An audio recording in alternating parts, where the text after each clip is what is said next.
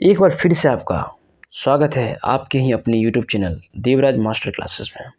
बच्चों, जैसा कि आप लोग इस सीरीज में बने हुए हैं और लगातार आप लोग सीखते जा रहे हैं चीज़ों को, तो आज हम लोग दूसरे अध्याय का भारतीय भवन सुगम गणित का दूसरे अध्याय का पहला जो पार्ट है, यानी कि पहला जो प्रश्नमाला है उसको हम लोग सॉल्व करेंगे और हम लोग 2A को सॉल्व करेंगे।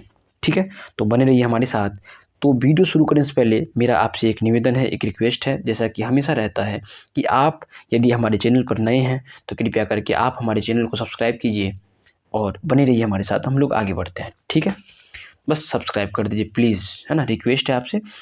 चलिए अभी हम लोग देखते हैं, इससे हम लोग कुछ क्वेश्चन ऑब्जेक्टिव है तो हम लोग बुक में ही देख लेते हैं क्या है। देखिए, किसी पूर्ण संख्या में इकाई अर्थात एक, है ना, किसी पूर्ण संख्या में इकाई अर्थात एक पूर्ण संख्या का योग करने से निम्नलिखित में क्या मिलता है। देखिए, मान लीजिए किसी पूर्ण संख्या में इकाई, यानी कि मान लीजिए कोई पूर्ण संख्या है।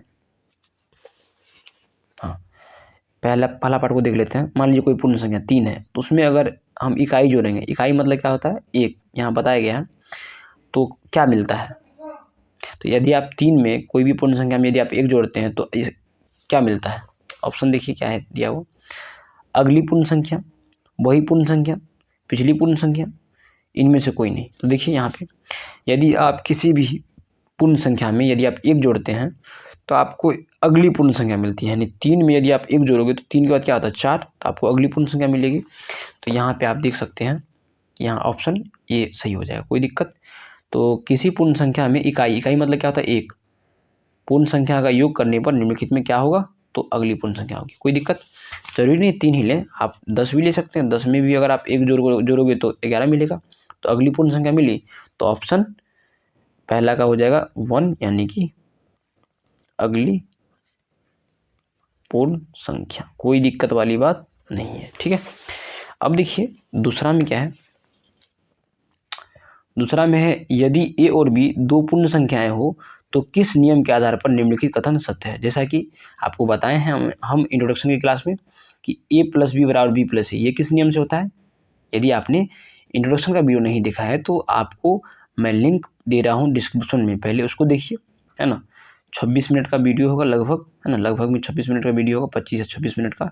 तो पहले आप उसको देखिए, फिर आप आइए एक्सरसाइज यानी प्रश्नमाला 2A में, आपको चीज़ें बहुत अच्छे से समझ में आएगी। क्योंकि जो भी बेसिक चीज़ है मैंने इंट्रोडक्शन की क्लास में बताया है, और मैंने हमेशा से आपको कहा है कि कोई भी चैप्टर जब आप शुरू करते हैं तो पहले जाके इंट्रोडक्शन का वीडियो देखिए, तब आपको चैप्टर में कोई भी दिक्कत नहीं होगा। ठीक है ना, तो लिंक आपको मिल जाएगा डिस्क्रिप्शन में, आप जाइए एक बार चेक जरूर कीजिए डिस्क्रिप्शन। और हाँ, एक चीज़ और, यदि आप मेरे चैनल पर आए हैं तो यदि आप टेलीग्राम पर जुड़ना चाहते हैं हमारे साथ, तो लिंक वो भी आपको मैं डिस्क्रिप्शन में दूंगा, आप वहाँ से टेलीग्राम पे जुड़िए। अब आप ये क्वेश्चन देगा कि टेलीग्राम पे जुड़ने से क्या फ़ायदा होगा। टेलीग्राम पे आपको ढेर सारे बुक का नोट्स प्रोवाइड करवाया जाता है, तो आप अगर वहाँ जुड़ते हैं तो आपको बहुत ही फ़ायदा होगा, आप बहुत कुछ सीखोगे, आपको बहुत कुछ फ्री ऑफ कॉस्ट मिलेगा। ठीक है, तो आप एक बार डिस्क्रिप्शन जरूर चेक कीजिए। ठीक है ना, तो यदि ए और बी दो पूर्ण संख्याएं हो तो किस नियम के आधार पर निम्नलिखित कथन सत्य है।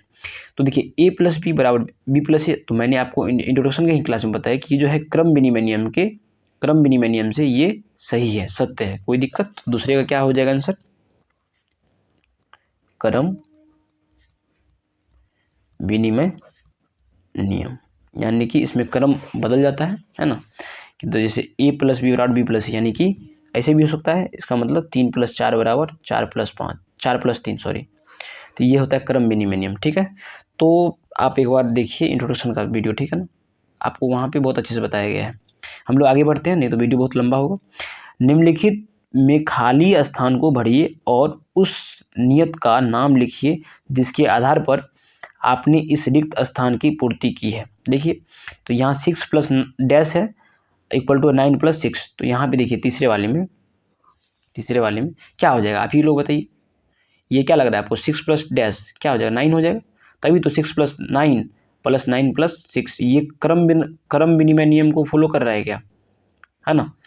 तो किसके आधार पे, निम्नलिखित में खाली स्थान को भरिए और उस नियम का नाम बताइए जिसके आधार पर आपने इस रिक्त स्थान की पूर्ति की थी। यहाँ पे 6 है, 6 + क्या, यहाँ क्या देगी, दोनों साइड बराबर हो जाएगा, 9 देंगे तभी तो दोनों साइड बराबर होगा। इधर है 6 प्लस डैश, 9 देंगे तब तो इधर हो जाएगा 9 और 6 15, इधर भी 9 और 6 15, तभी तो बराबर होगा। ये किस नियम से किए हैं, तो यहाँ भरना है, देखिए तो 6 प्लस डैश डैश डैश, यहाँ लिखना है 9, 9 प्लस 5, और नियम भी पूछ रहा था, यहाँ बोल देंगे, ऐसे बोल दीजिएगा, योग का क्रम विनिमय नियम। ठीक है, इस तरह से हम लोग तीसरा का भी लिखते हैं। चौथा देखते हैं, चौथा पार्ट देखिए क्या है चौथा में। देखिए 12 प्लस 16 और 13 का योग है यहाँ पे, है ना, बराबर 12 और 16 का योग है यहाँ पे, उसमें 13 जुड़ा है, तो यह कथन किस नियम के आधार पर सत्य है। बिल्कुल, तो ये आप पढ़े हैं, ये क्या है, योग का सहचर नियम। क्या हो जाएगा, ऑप्शन देखिए, इसमें ऑप्शन दिया है, ठीक है, देखिए योग का क्रम विनिमय नियम, योग का सहचर नियम, यही हो जाएगा, आपको बताए हैं।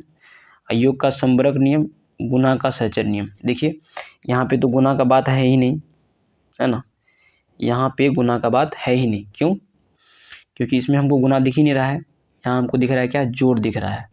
तो यहाँ क्या आ जाएगा, योग का सहचर नियम। तो योग का सहचर नियम क्या होता है, आपको बताया गया है, क्या बताया गया है कि यदि ए प्लस बी प्लस सी है, तो यदि आप बी प्लस सी के योग में ए को जोड़ते हैं तो आप ऐसा सकते हैं ए बी प्लस सी, यानी कि पहले आप इन दोनों को जोड़ लीजिए, बाद में इसको, इस तरह से। तो ये हो जाएगा आपको दूसरा सही, ठीक है। अब देखिए हम लोग पांचवा पार्ट सही कर सुने। यदि ए बी तथा सी यदि ए बी तथा सी पूर्ण संख्याएं हो तो किस नियम के आधार पर ये सही है। तो देखिए सेमी चीज़ है क्या, एक ही चीज़ है, तो ये हो जाएगा पांचवा, क्या हो जाएगा आंसर, सहचर नियम। सहचर नियम से अच्छा लिखा है, लिख दीजिए योग का सहचर नियम। क्या लिखोगे इस पे, योग का सहचर नियम। इस तरह से आपका पांचवा भी सॉल्व होता है। आगे देखिए, तो ये चैप्टर काफ़ी आसान है, ठीक है ना। नीचे लिखी संख्याओं को जोड़िए और बताइए कि किस प्रकार से आसानी रहती है। ठीक है, देखिए इसको हम लोग, आप लोग क्वेश्चन देख लीजिए क्या लिखा है, ठीक है ना, और इसको हम लोग कॉपी में बनाते हैं, ठीक है। तो बच्चों जैसा कि आप देख रहे हैं कि मैंने प्रश्न को यहाँ पे लिख लिया है, ठीक है।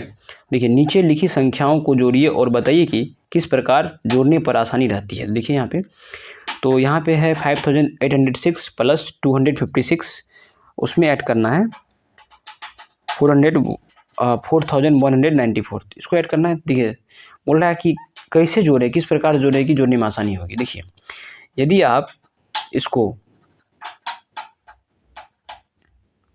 इस तरह से जोड़ें कि आसानी होगी, तो आप इसको ले लीजिए और इसको ले लीजिए, ठीक है ना, और इसको आप इधर लिख दीजिए, ठीक है। तो इसको आप जोड़ते हैं तो 6 वंस को 1 से, यानी इकाई को इकाई से जोड़िएगा, 6 को 4 से जोड़िएगा, है ना, इकाई है ना, ये इकाई दहाई सैकड़ा ये सब आप लोग जानते होंगे। अगर नहीं जानते हैं तो आप क्या कीजिए, पहला चैप्टर का जो इंट्रोडक्शन का पार्ट है उसको देख डालिए, पर लिस्ट बना हुआ है, जाइए वहाँ देखिए, पता चल जाएगा आपको, है ना। ये सब चीज़ भी अगर नहीं आ रहा है आपको तो यहाँ नहीं बताने वाले हम। तो इकाई में इकाई को जोड़िए, 10 बचा 1, 9 0 9 1 10, एक बचा 9 8 1 9 1 10, एक बचा फिर 5 4 9 1 10 प्लस 256। तो अगर आप इसको ऐड करते हैं तो ये हो जाएगा 652, ये आपका आंसर हो गया। देखिए कितना आसानी से हम जोड़ लिए, बस क्या किए, थोड़ा सा जो एजमेंट था उसको हम अलग कर दिए, यानी इनको और इनको ले लिए साथ में और इसको ले लिए बाद में। तो ये कैसे किए हम लोग, ये किए हम लोग सहचर नियम से, आपको बताए हैं सहचर नियम में आप ये कर सकते हैं, ठीक है। अगर आपको याद नहीं है तो याद कीजिए, यहाँ पे हम बताए थे इस जगह कि जैसे ए प्लस बी प्लस सी है ना, तो आप ए और सी को पहले लिख सकते हैं साथ में, यहाँ देखिए है ना, ये बराबर है, ये सब क्या है आपस में बराबर है।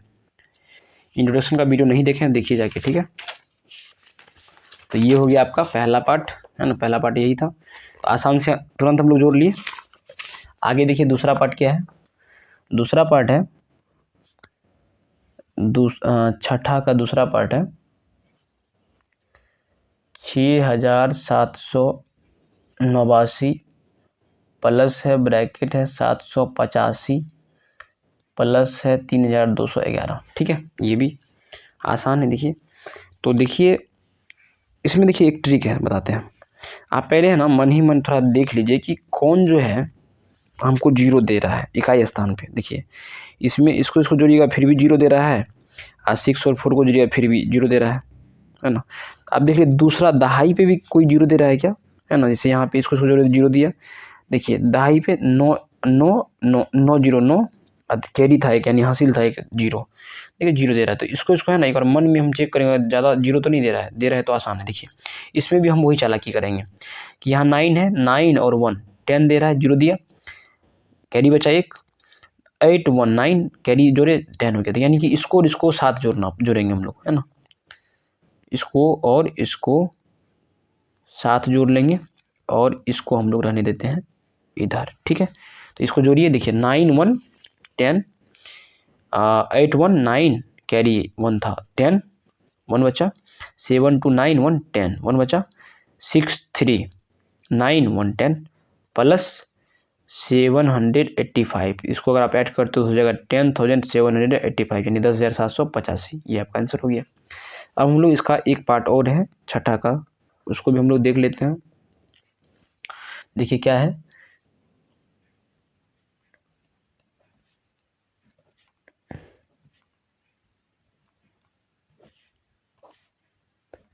तो इसमें आप क्या देख रहे हैं कि बहुत जल्दी हम लोग क्या कर पा रहे हैं, ऐड कर रहे हैं, है ना। क्योंकि जीरो वाले में कोई भी संख्या जब ऐड करते हैं तो जल्दी जोड़ लेते हैं हम लोग। देखिए इसमें भी वही काम करेंगे। तो देखिए इसको और इसको पहले जोड़ेंगे, फिर इसको जोड़ेंगे। तो हम लोग क्या करते हैं, 23,456 प्लस 76,544 में हम लोग कर देंगे इसको ऐड। तो यहाँ पे हम लोग देखते हैं ये 6 और 4 जीरो हो जाएगा, और 5 4 9 1 बचा था के हासिल दिए, जब हासिल दिए 10 हो गया। फिर यहाँ पे 4 5 9 1 10 हो गया, फिर बचा 1 3 6 9 1 10 हो गया, एक बचा 7 2 9 1 10 हो गया। फिर प्लस करेंगे 9,687। अगर आप इसको ऐड करते हो तो हो जाएगा, ये कितना हो गया, 1,09,687 आपका आंसर हो गया। ठीक है, तो इस तरह से आप आंसर मिला भी सकते हैं। इसमें भी यदि किसी को कोई दिक्कत हो तो आप आगे पूछ सकते हैं, आपके लिए कमेंट बॉक्स हमेशा खुला हुआ रहता है। ठीक है, आगे हम लोग बढ़ते हैं।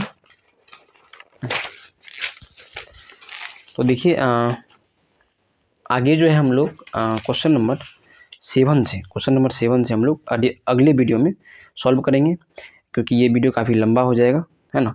तो हम लोग अगले पार्ट में क्वेश्चन नंबर 7 से लेके क्वेश्चन नंबर 11 तक सॉल्व कर लेंगे। ठीक है, इस वीडियो में यहीं तक रहने देते हैं। तब तक के लिए धन्यवाद, मिलते हैं नेक्स्ट वीडियो में। जय हिंद।